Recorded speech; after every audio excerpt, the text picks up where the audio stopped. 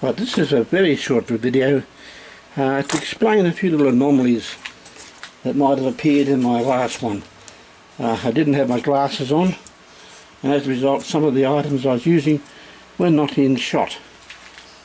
Also, some of the items I was using were not explained properly. Now what I've done here is I'm going to put in a rock cutting there. Now I'm just making sure I got it. I've given it a coat of brown paint because white polystyrene is not very photogenic. Otherwise you wouldn't see very much. So what I've done is I've got that sheet of polystyrene foam and I've glued other pieces onto it and I've roughened up the face. That's so the plaster can stick to it. Now let's bring it over closer and you can see what I mean.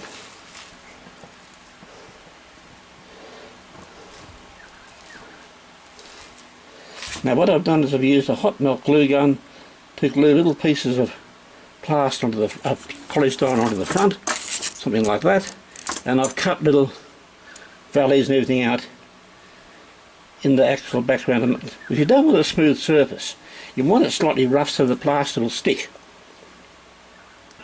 Now the plaster I'm using, well, I was very lucky. I bought some of this art plaster. That's what they use for moulding, and I got it from one of the little cheapo shops for $5. Apparently it's slower setting, which is very good. It gives you time to mould it. While I was at the recycling centre today, someone threw out a pretty good bag, 1 kilo bag of light casting plaster, and that's ideal as well. It's virtually the same thing, but it's made in a different company, in a different place. This one's made in France, the other one came from New Zealand.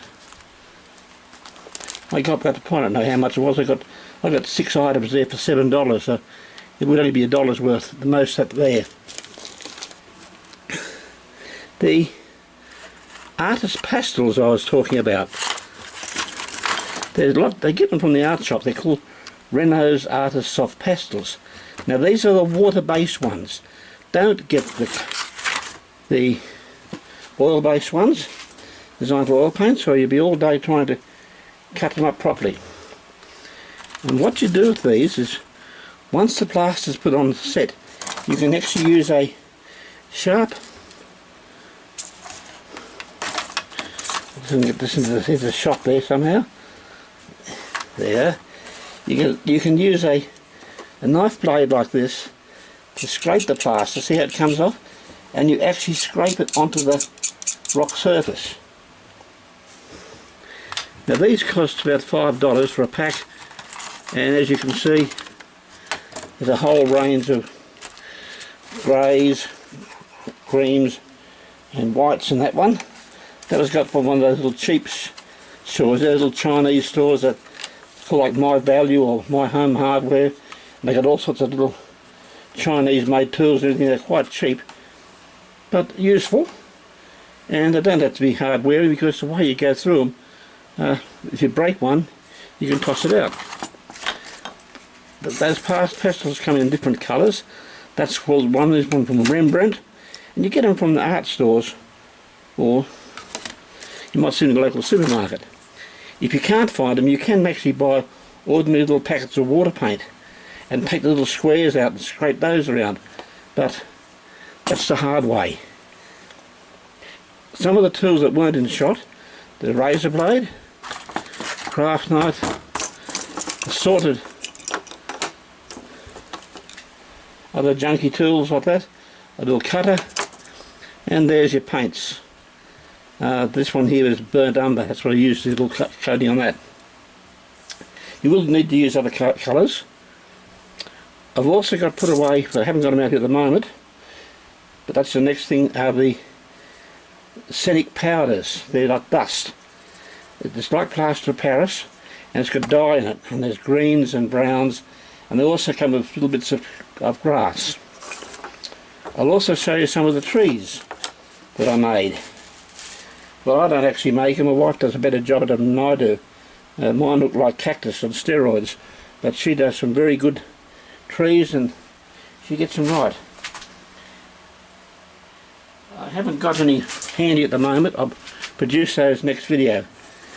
But they are actually the flower heads of the domestic bamboo, Nandina domesticus.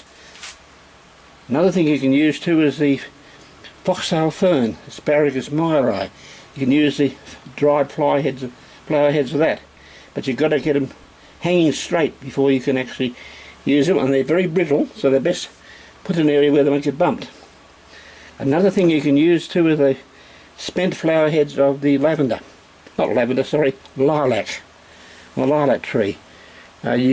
Some of them are a bit bent and crooked, but if you put those with the bent part facing back towards the scenery and cut the back off, you can use them as a backing on the scenery wall. Okay, that's this little short one. Tomorrow I'll have a full day. We've been out today, we were out yesterday and running around like the proverbial. So tomorrow I'll actually do some scenery. I'll actually build a rock face for that. Now, I showed you a rock face last time and it looked awful, and the reason why is because I hadn't cleaned it up.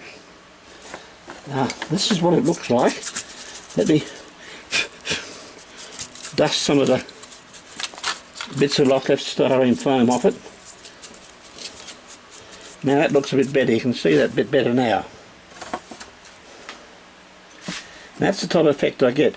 And notice that the rock face is not uniform. Nature doesn't do that. If you've got a front lawn that's uniform green all over, then you've either got an artificial lawn or you've got a damn good gardener or very good soil. The same with trees and rocks. They always never lie perfectly straight.